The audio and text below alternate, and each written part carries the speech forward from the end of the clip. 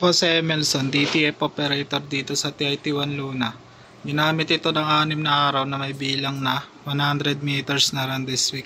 Ayan naman po ang aking printed head area. Ang damper. Ang capping na may 90% good condition pa. Head clean.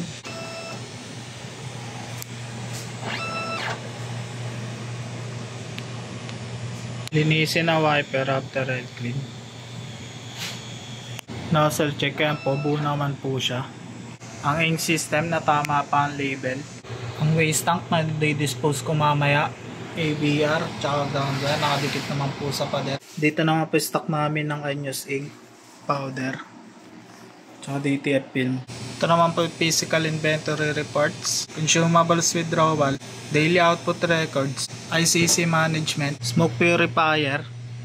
Ito po yung filter nya na black. Ayan naman po yung white, okay pa po.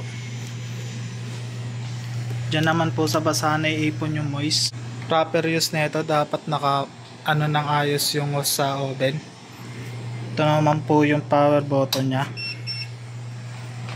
Ito naman po yung level ng usok at malakas naman po siya umigop. Ang inventory ng filter nito ay abot pa hanggang 1 month. Weekly checklist at wala naman kami in-order. Thank you po.